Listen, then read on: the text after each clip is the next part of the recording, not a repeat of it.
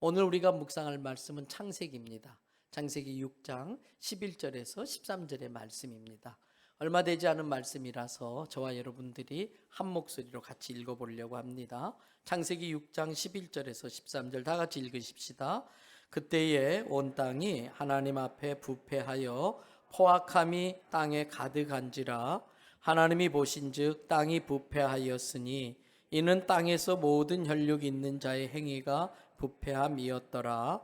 하나님이 노아에게 이르시되 모든 혈육 있는 자의 포악함이 땅에 가득함으로 그 끝날이 내 앞에 이르렀으니 내가 그들을 땅과 함께 멸하리라. 아멘. 할렐루야. 할렐루야. 오늘도 저와 여러분의 가정, 자녀 그리고 하시는 모든 일들마다 하나님의 영광이, 하나님의 돕는 은혜가 함께 하시기를 주님의 이름으로 축복합니다. 코로나와 관련돼서 직장이나 이런 여러 상황 때문에 현장 예배 못 오시고 가정에서 영상으로 예배 드리는 분들에게도 동일한 은혜가 함께 하시기를 바랍니다. 오늘 설교 중에는 히브리어부터 시작해서 헬라어 단어까지 좀 어려운 단어들이 나와요. 그 단어들을 좀 풀어가면서 오늘 말씀을 통해 은혜를 잊고자 합니다. 첫 번째 어려운 단어는 미술에 관련된 단어이긴 한데 오늘 설교 제목입니다. 다 같이 한번 따라합시다. 데칼코마니.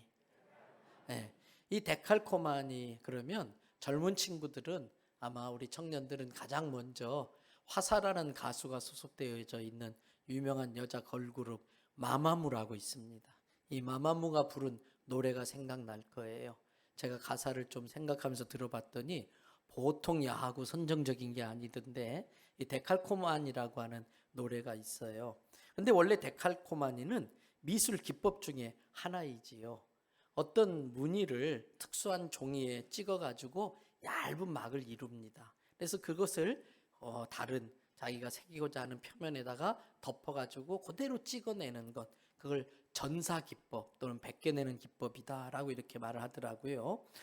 우리 일반인들은 초등학교 미술 시간에 이 경험을 많이 했어요. 선생님이 도화지를 반으로 딱 접으라 그러지요. 그리고 펼쳐가지고 한쪽에다가 물감을 마음대로 찍찍 짜 넣어요.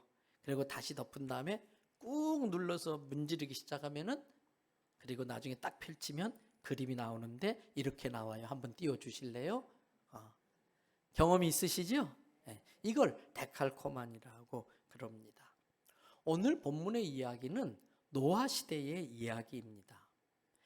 노아 시대는 어떠했을까? 그때의 시대적 상황을 알려주는 단어들이 성경에 몇 군데 나오는데 먼저 창세기 6장 1절을 보십시다.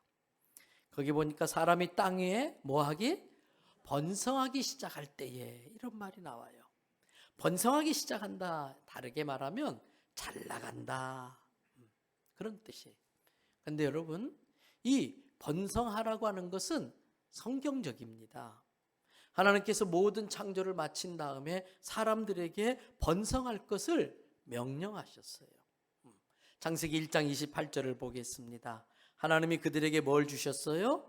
복을 주시는데 어떻게 복을 주셨느냐? 하나님이 그들에게 이르시되, 명령하시되, 첫째 뭐 하라고요? 생육해라, 번성해라, 땅에 충만해라, 그리고 땅을 정복해라. 그 땅에 바다에 있는 물고기와 하늘의 새와 땅에 움직이는 모든 생물을 다스려라. 여러분, 하나님께서 사람을 창조하시고 그들에게 생육하고 번성하여 땅에 충만하라고 하는 건 명령입니다. 축복 명령입니다. 저는 그런 점에서 이 시간 하나님이 주시는 이 명령에 순종해서 우리 대연성결교회 모든 성도들이 각자 일하는 일터, 직장에서 생육하고 번성하고 충만해지고 정복하고 다스리는 은혜가 있기를 바랍니다. 이처럼 노아의 시대는 모든 게 번성하는 시대였었어요. 그렇게 번성할 수 있었던 이유가 창세기 5장에 나오지요. 창세기 5장에 보면 사람들의 이름이 쭉 나오는데 그 사람들이 몇 년을 살았는지 알려주고 있어요. 예를 들어 노아 같은 경우는 930살을 살았어요. 성경에서 가장 오래 산 사람이 누굴까요? 무드셀라. 몇 살을 살다 죽었나요? 969세를 살다 죽었어요. 하나님이 건강을 주시고 장수하게 하셔서 그동안 많은 자손을 퍼뜨리며 명령 그대로 번성하고 땅에 충만하고 생육하고 번성하고 충만할 수 있게 된 겁니다.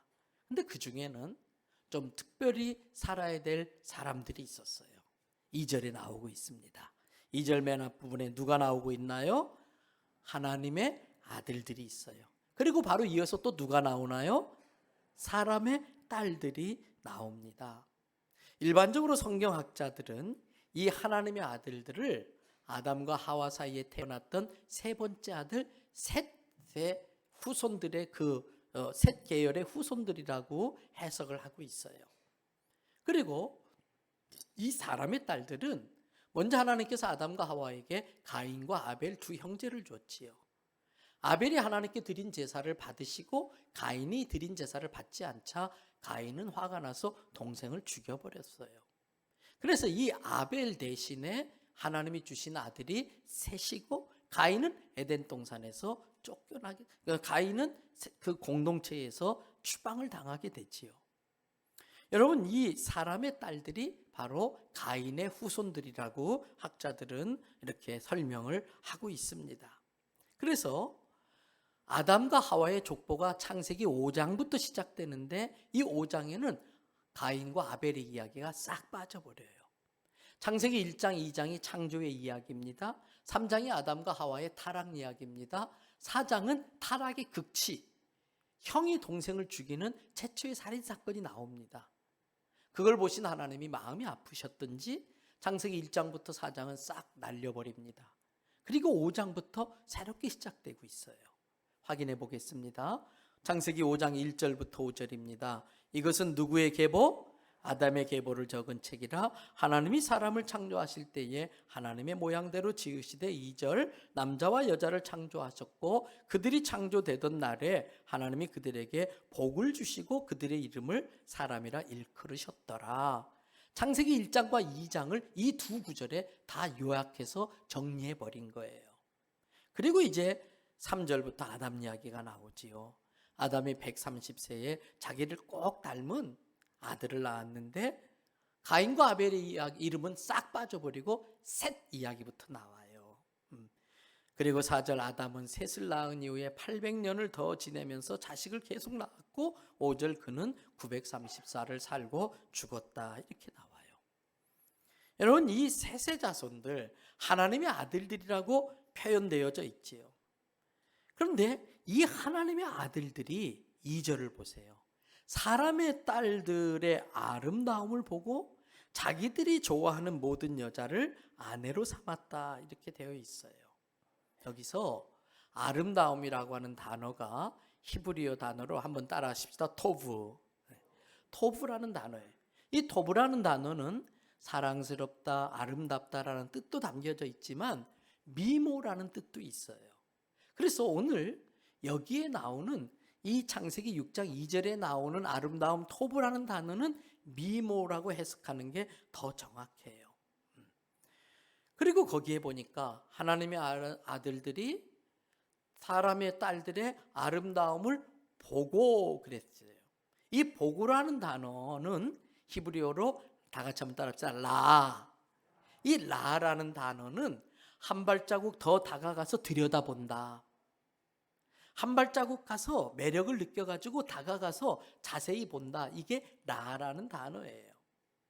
즉 하나님의 아들들이 사람의 딸들한테 다가가서 그들의 속의 내면의 아름다움은 보지 못하고 그 속에 추함을 봤으면 그렇게 하지 않았을 텐데 겉에 드러난 토부만 보고 푹 빠져서 사람의 딸들을 아내로 삼았다 그 뜻이에요.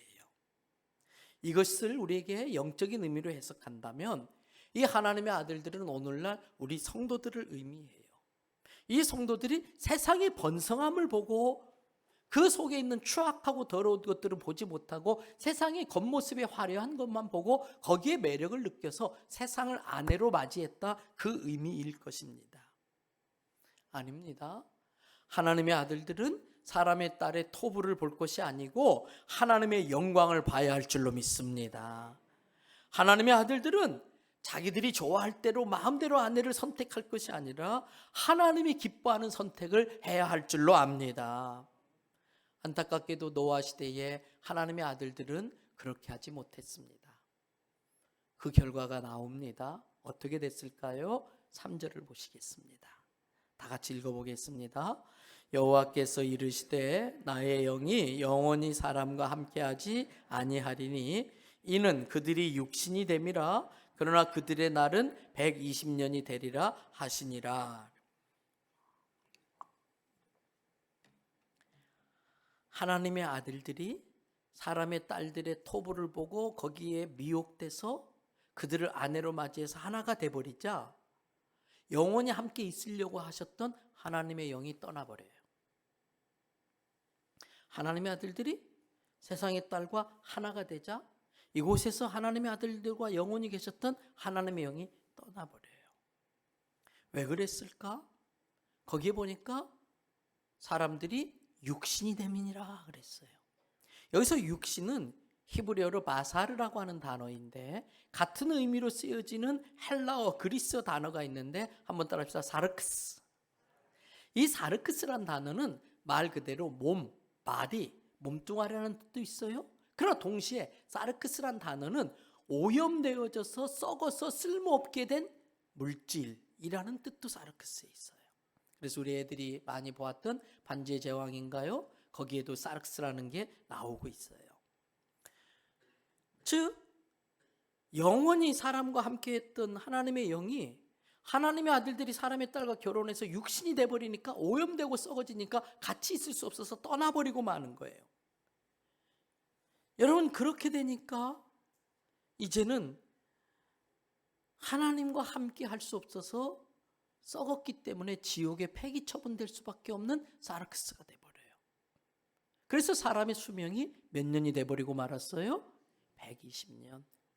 창세기 5장에만 봐도 아담도 930세, 무두셀라도 다들 몇백 년씩 살았는데 갑자기 수명이 확 줄어들어요.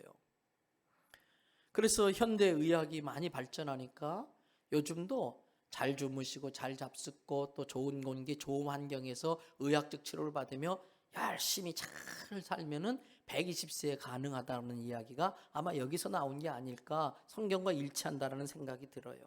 어찌됐든 하나님의 영이 떠나면 어떤 일이 벌어질까? 하나님이 함께 하심으로써 주시는 축복과 은혜를 누리지 못하는 거예요. 질병이 있지요. 자연재해가 오지요. 삶의 여러 환경의 영향에서부터 오는 공격들이 있어요. 그런 것들로부터 하나님의 보호를 전혀 받지 못하는 거예요. 게다가 하나님의 아들들이 사람의 딸들과 같이 살면은 갈등이 생겨요. 하나님의 아들과 사람의 아들들이 같이 살면 트러블이 생길 수밖에 없어요. 그러면 스트레스가 쌓이지요. 현대의학에서 현대 모든 병의 근본적인 원인은 스트레스라고 말해요. 아마 그래서 그 수명이 그렇게 확 줄어든 것 같아요. 육체도 병들고 마음도 병들고 정신도 다 부패되어서 더 이상 하나님과 함께 할 수 없는 사르크스 육신되고 마는 겁니다. 여기서 우리는 이 시대의 하나님의 아들들이라고 할 수 있는 우리 성도들이 이 세상을, 사람의 딸들이 판치고 있는 이 세상을 어떻게 살아야 되는지 영적 교훈을 얻어야 됩니다. 성도는 세상의 쾌락을 추구하며 사는 사람이 아니라 하나님의 영광을 구하며 살아야 할 줄로 믿습니다. 성도는 자기의 유익을 구하는 사람들이 아니라 하나님의 나라와 의를 구하는 사람이 되어야 할 줄로 믿습니다. 성도는 자기가 좋아하는 사람을 아내로 맞이하는 게 아니라 하나님이 기뻐하는 것을 선택하며 살아야 돼요. 성도는 세상의 겉으로 드러난 토부의 번성함을 부러워하는 사람들이 아니라 세상 사람들이 하나님의 아들들을 보고 부러워하게 만들어야 하는 것입니다. 사도 요한은 요한일서 2장 16절에서 이러한 것 내용을 이렇게 말해요. 이는 세상에 있는 모든 것이 예외가 없어요. 세상에 있는 모든 것이 뭐의 산물이다? 육신의 정욕의 산물이다. 사람의 욕심에 의해서 생겨난 것들이야. 또 무엇의 정욕? 안목의 정욕, 토부, 겉으로 보이는 것, 눈에 번지르한 것의 산물이에요. 잠시 있다가 없어질 아침 이슬 같아요. 해가 뜨면 다 시들어버릴 들에 핀 풀과 같은 것들이에요. 근데 그것을 자랑하고 있어요. 이생의 자랑이에요. 이것들은 하나님께로부터 난 영원한 것이 아니고 세상으로부터 난 것이기 때문에 잠시 있다 없어질 거라는 걸 깨달으시기를 바랍니다. 그러면서 그걸 알지 못하고 사람들이 육신의 정욕과 안목의 정욕과 이생의 자랑에 빠져서 세상 딸들의 아름다움 속에 빠지면 죄 가운데 거할 수밖에 없습니다. 그래서 노아의 시대는 어떠했을까? 알려주는 단어가 번성이라면 두 번째 단어는 타락입니다. 자, 6장 5절을 보시기 바랍니다. 다 같이 읽어보십시다. 여호와께서 사람의 죄악이 세상의 가득함과 그의 마음으로 생각하는 모든 계획이 항상 악할 뿐임을 보시고, 사람의 죄악이 세상에 가득했다. 옛날 성경에는 한자를 써서 관영했다 그랬어요. 근데 이 가득함이라는 단어를 히브리어로 말하면은 한번 따라합시다. 라바. 애들 좋아하는 만화 영화 캐릭터 중에 라바라는 게 있어요. 그것을 김동현이라는 격투기 선수가 자기 얼굴이 길쭉해서 흉내내가지고 그 사람 별명이 라바더라고요. 근데 이 라바라는 뜻, 이것은 가득하다 이 라바라는 단어는, 히브리 단어는 크다, 충분하다, 너무 많다, 꽉 찼다, 그런 뜻이 있어요. 근데 동시에 이 라바라는 단어는 점점 부풀어진다, 점점 증폭된다, 점점 커진다, 그런 의미도 담겼어요. 노아 시대에는 사람들의 죄악이 라바했다, 점점 더 막 넘쳐났다, 그렇게 이야기를 해요. 여러분, 이 사람들의 죄악이 라바되어지고 사람들의 생각하는 모든 계획들이 악한 것을 보시는 하나님, 하나님이 지어놓은 아름다운 천지 창조가 사람들의 죄악으로 점점 라바되어져서, 사람들의 죄악이 라바되어져서 다 덮여져 가고 있어요. 자연이 오염되어져 가고 세상이 다 오염되어져 가는 거예요. 그것을 바라보시는 하나님의 마음이 어떠셨을까? 6절입니다. 또 읽어보실까요? 땅에 사람 지으셨음을 한탄하사 마음에 근심하시고. 한탄하셨습니다. 근심하셨습니다. 근데 이 한탄이라는 단어와 근심이라는 단어를 좀 분석할 필요가 있어요. 한탄이라는 단어는 인나햄이라는 단어예요. 한번 따라합시다. 인나햄. 이것은 너무 괴로워서 숨이 쉬어지지 않는 상태를 표현하는 말이에요. 그래서 인나햄을 그대로 번역하면 숨이 헐떡거린다, 숨이 벅차서 막 헐떡거린다, 아니면 숨이 안 쉬어서 막 신음한다, 그 뜻이에요. 그런데 여기에 근심하시고, 이 단어는 히브리어로 또 한번 따라할까요? 아차브라는 단어예요. 이건 영어로 말하면 카빙한다, 조각할 때 칼로 파내는 걸 카빙이라고 그러거든요. 아차브가 그렇게 도려내는 거예요. 사람들의 죄악이 온 땅에 라바되어지는 것을 보고 사람들의 생각하는 것마다 다 악한 것을 보신 하나님의 가슴이 아차브되어져서 인나해 마시는 거예요. 하나님의 마음이 칼로 도려내는 것 같은 그 아픔 때문에 숨을 쉬지 못할 정도로 헐떡거리고 계시다라는 거예요. 오늘 제가 이 단어를 이렇게 풀어드리는 것은 하나님의 그 마음을 조금이라도 우리가 헤아려 보자고.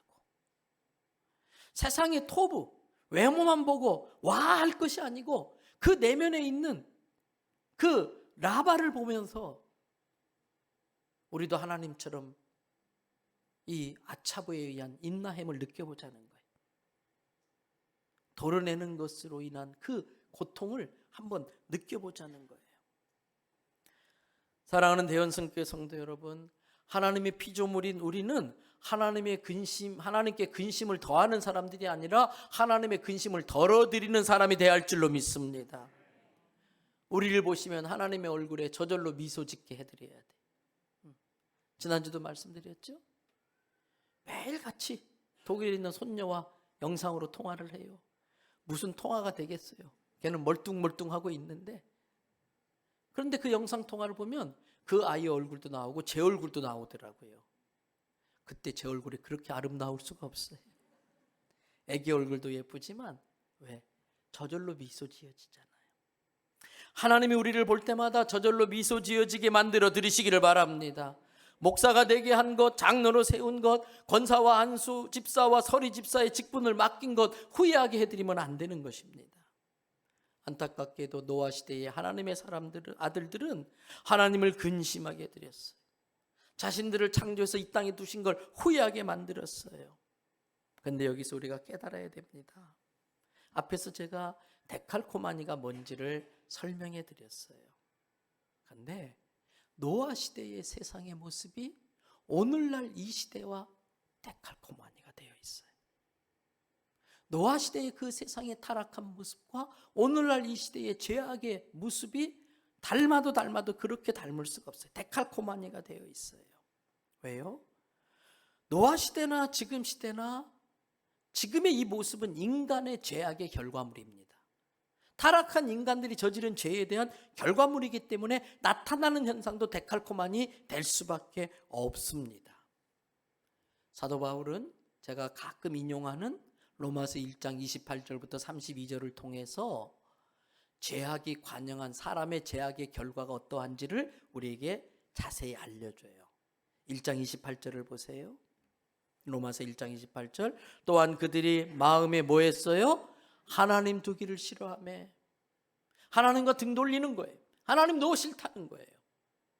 여러분, 사람이 하나님의 창조성을 닮아서 과학이 발전하면 발전할수록 성품도 인격도 하나님을 닮아가야 되는데 이 과학이 발전하니까 사람의 마음에 교만이 들어왔어요. 그러면서 19세기부터 나오기 시작한 신학이 자유주의 신학인데 자유주의 신학은 사신신학에서 출발해요. 죽을 사자, 신신자, God is dead. 하나님은 죽었다라는 이 사신신학에부터 자유주의 신학이 나와요. 오늘 28절에 사람이 마음에 하나님 두기를 싫어하며 하나님을 무시하는 거예요. 인정하지 않는 거예요. 그랬더니 28절 보세요. 하나님이 없는 마음은요, 이 세상의 번영에 혹해가지고 끌려가지만 있다가 없어질 아침 이슬 같기 때문에 결과적으로 그 마음이 어떻게 될까요? 상실돼. 텅 비어버려요. 공허해져요. 허전해져요. 사람이 공허해지면 그에 합당하지 못한 일, 사람이 해서는 안 될 일을 하게 돼요. 그게 죄예요. 구체적으로 어떤 죄들이 있나 29절 보세요. 곧 모든 불의, 못된 의도, 추하고 악한 것, 탐욕, 지나친 욕심, 못된 생각으로 가득하고 시기, 남 잘되는 꼴을 보지를 못해요. 그래서 어떻게 쓰든 깎아내려요. 칼로 직접 살인도 하지만 말로써 인격적인 살인을 하고요. 그러다 보니까 갈라져요. 분쟁. 이번 선거도 그렇잖아요. 남녀 간의 페미니즘 이런 이야기하면서 남녀 간의 젊은 세대의 갈등, 또 세대와 세대 간의 갈등, 호남과 영남의 갈등, 서로 죽이지 못해서 분쟁. 그러면서 등쳐먹는 거예요. 사기를 치는 거예요. 그리고 입만 열면 악독이 독이 막 나오는데 수근수근 하면서 30절 남을 막 비방해요. 인격적 살인을 해요. 그럴 때 하나님께서 그것을 미워하십니다. 그러한 자들은 능욕당하게 됩니다. 그런데도 자기 분수를 모르고 자기를 자랑하고 교만해지고 모이기만 하면 악을 도모하고 그러다 보니까 천린도 깨요. 하나님과 맺어준 그 관계, 부모와 자식의 관계를 깨서 부모를 거역하고 부모를 무시하고 살인까지 하고, 그러면서 31절 하는 짓마다 우매한 짓, 미련한 짓을 합니다. 믿을 수가 없어요. 배약, 약속을 쉽게 배신해요. 신뢰할 수가 없어요. 무정하고 무자비해요. 불쌍히 여길 줄 모르고 사랑할 줄 모르고 그렇게 잔인할 수가 없어요. 그리고 32절에 죄의 특성은 끌고 들어가요. 왜? 자기는 죄 가운데 있는데 다른 사람이 성결하게 살면 불안하거든요. 모두가 똑같이 자기처럼 타락해야 편안하거든요. 그러니까 끌고 들어가는 거예요. 32절이 뭐예요? 이 같은 앞에 나왔던 일들을 행하면 하나님이 죽인다, 심판한다, 사형에 해당하다고 하나님이 정해놓은 것을 알고 있음에서도 자기만 하는 게 아니라 다른 사람이 하도록 부추기고 잘한다 잘한다 옳다 옳다 그렇게 하는 거예요. 노아 시대와 지금의 시대의 타락의 데칼코마니입니다. 그 결과는 뭘까요? 하나님은 중대한 결정을 하십니다. 중대한 결심을 합니다. 창세기 6장 7절을 보겠습니다. 다 같이 읽겠습니다. 이르시되 내가 창조한 사람을 내가 지면에서 쓸어버리되 사람으로부터 가축과 기는 것과 공중의 새까지 그리하리니 이는 내가 그것들을 지었음을 한탄함이니라 하시니라. 하나님께서 자기가 창조한 걸 이 지면에서 어떻게 한다? 모조리 쓸어버리겠다는 거예요. 멸망시키겠다는 거예요. 노아 시대는 물로 홍수로 다 쓸어버리는 거예요. 그렇다면 이 말씀도 데칼코마니예요. 노아 시대의 모습과 이 시대의 모습이 데칼코마니처럼 똑 닮았다면 노아 시대를 보신 하나님의 마음도 이 시대를 바라보는 하나님의 마음과 똑같은 거예요. 그러면 노아 시대를 똑같이 물로 쓸어버렸다면 지금 이 시대를 바라보는 하나님의 마음도 더 이상 안 되겠다. 쓸어버려야겠다라는 데칼코마니. 심판도 데칼코마니예요. 여러분, 성도는 이 시대를 하나님의 관점으로 볼 줄 알아야 돼요. 이 시대의 토부 드러난 모습에 미혹될 것이 아니라 그것들의 결과물이 해가 뜨면 사라질 아침 이슬 같고 해가 뜨면 시들어버릴 들의 풀 같다는 것을 보고서 불쌍히 여길 줄 알아야 돼요. 그런데 여기서 아주 다행히 한 줄기 희미한 빛이 보여요. 이 상황에서 아주 가느다란 한 가닥 실날 같은 희망이 보여요. 그게 8절이에요. 창세기 6장 8절 다 같이 읽어보겠습니다. 그러나 노아는 여호와께 은혜를 입었더라. 노아가 여호와께 뭐라고요? 은혜를. 히브리어로 베노하우 마차 헨 베헤네 아도나이. 베노하우 마차 헨 베헤네 아도나이. 이렇게 되어 있어요. 먼저 이 베헤네는 눈이라는 뜻이에요. 근데 한글 성경에는 이게 빠지고 그냥 여호와께 이렇게만 번역되어져 있는데 베헤네 아도나이, 이걸 정확하게 풀면은 영어로 말하면 in the eye of the Lord. in the eye of the Lord. 하나님의 눈에라는 뜻이에요. 두 번째 단어가 헨이라는 단어예요. 헨이라는 단어는 은혜라고 하는 단어인데, 은혜라는 단어가 구약에 가장 많이 나오는 단어는 여러분이 잘 아는 헤세드라는 단어예요.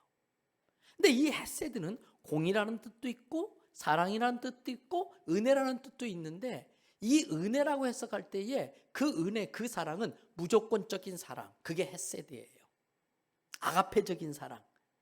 근데 똑같은 은혜라는 의미를 담고 있는 헨이라는 단어는 무조건적인 사랑이 아니고 타락한 세상에서 경건하게 살려는 사람에게 품는 하나님의 마음. 타락한 세상에서 그래도 경건하게 살려고 하는 사람들을 돕고자 하는, 베풀고자 하는 은혜가 여기 헨이라는 은혜예요. 예를 들어서 고아나 가부가 참 어렵지만 죄 안 짓고 경건하게 살려고 애쓸 때에 하나님께서 그들에게 베풀어주는 은혜가 헨인 것입니다. 그리고 아까 우리가 읽었던 그러한 단어, 노아는 여호와께 은혜를 입었더라 할 때 이 입었더라는 단어가 마차, 우리가 타고 다니는 마차와 소리가 똑같은데 히브리어로 마차라는 동사예요. 근데 이 마차라는 동사는 많은 것 중에 눈에 띄었다 그 뜻이에요. 많은 것 중에 눈에 띄었다 그 뜻이, 이게 마차예요. 무슨 의미일까요? 죄악이 마라하는 상황에서, 가득 찬 상황에서 모든 사람들의 마음의 생각이 죄만 지을 계획만 하는데 그 중에 하나님의 베헤네 아도나이, 하나님의 눈에 마차되어지는 확 띄는 노아가 있더라는 거예요. 그래서 하나님이 그에게 은혜를 베풀어 주시겠다는 거예요. 여러분, 이 노아 때문에 하나님께서 구원의 방주를 지을 수 있는 기회를 주시는 거예요.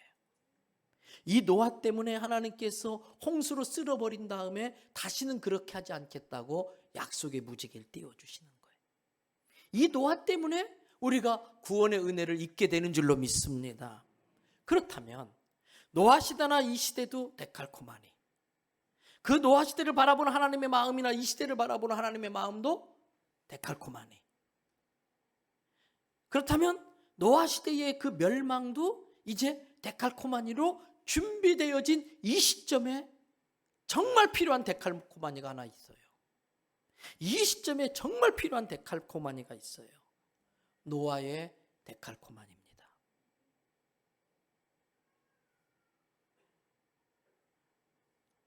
노아같이 하나님의 눈에 마차되어질 수 있는, 그래서 노아처럼 헨의 은혜를 입을 수 있는 사람이 이 시대에도 필요하다는 거예요.